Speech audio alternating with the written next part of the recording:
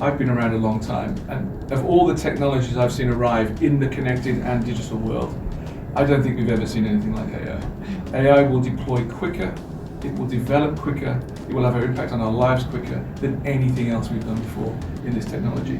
5G will be fundamental in that drive.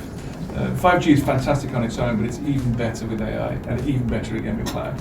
And that's a very important set of partnerships that have to be developed going forward that aren't traditional in the connected industry.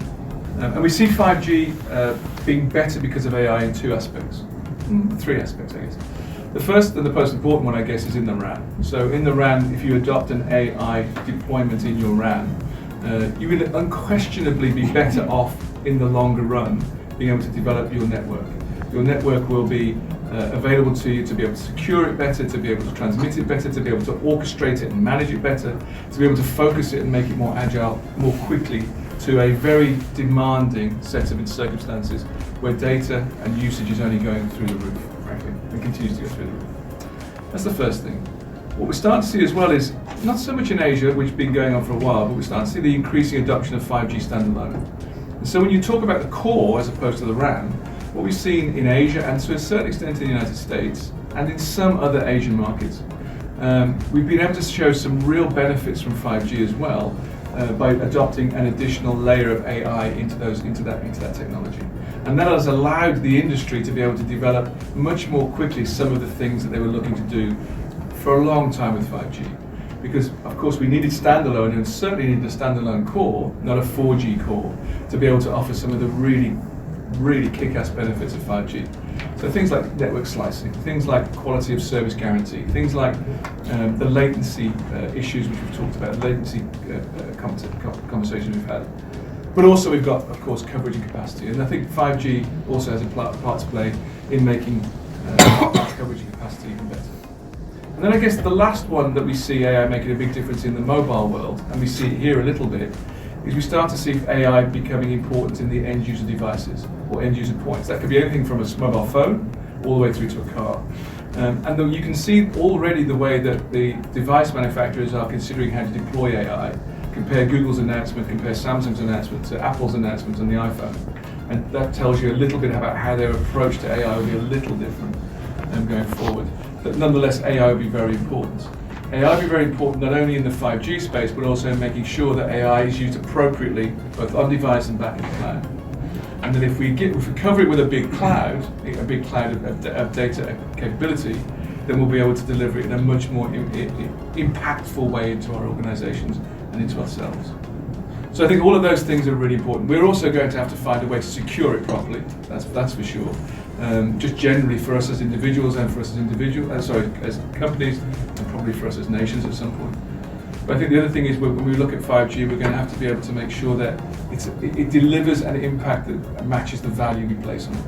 And so that way we'll be able to charge people more for 5G, which is realistically what we should be doing when people are spending so much more on the network for 5G. So we'll see how that works out in the near future. As a marketing executive, I was expecting hype, and as I heard the stories about ChatGPT and what AI can do, we all had all these discussions about, is this hype or is this real? Is it going to have an impact?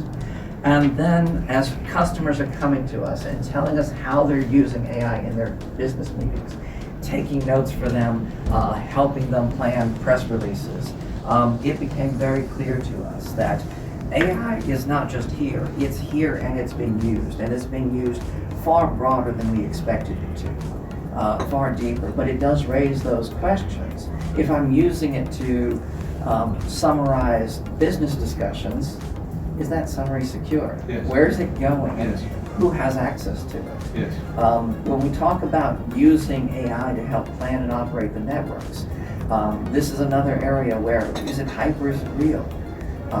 The progress that we are making in helping automatically recover is astronomical. It's really great, but it hasn't been widely deployed yet.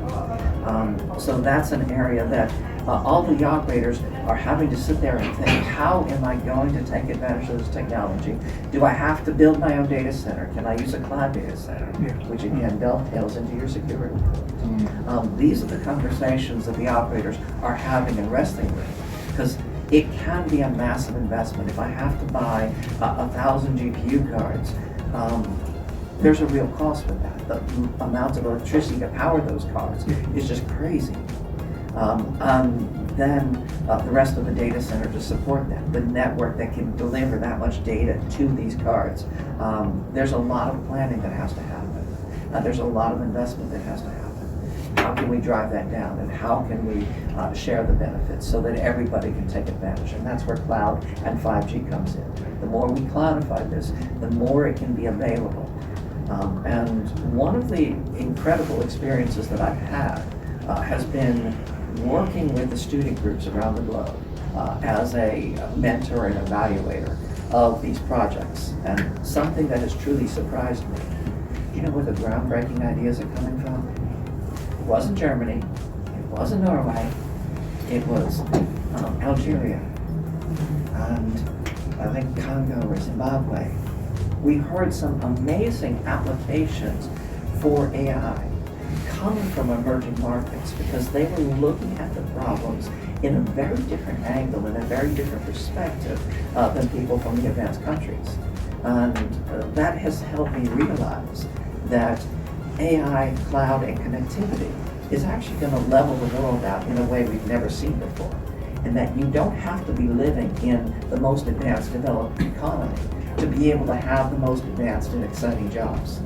With this kind of connectivity, anybody can reach a global market.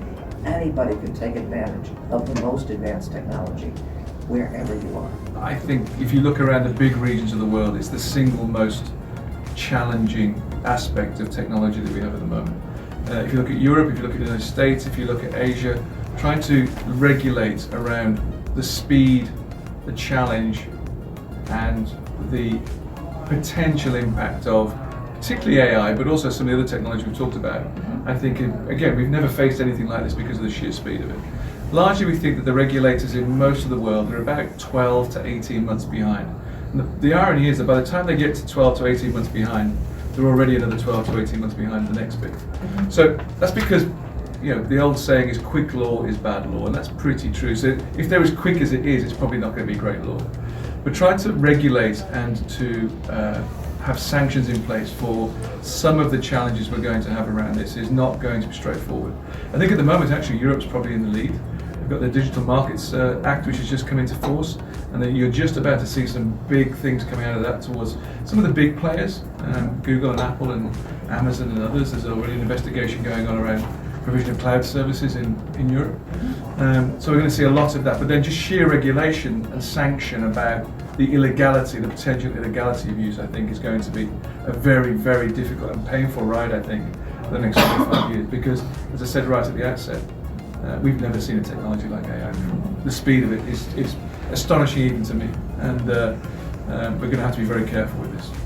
One of the things that drives AI innovation is having access to data to train these models. And many countries have rules that bar you from collecting that data or make it difficult, make it expensive. At the same time, how do we ensure the privacy of the data? These are the questions that regulators are really struggling with, and there's no easy answer to them. I really feel for regulators who have to try to balance all these factors. But it's important that we give the companies the ability to experiment, to make mistakes, because otherwise we're just going to hold everything back.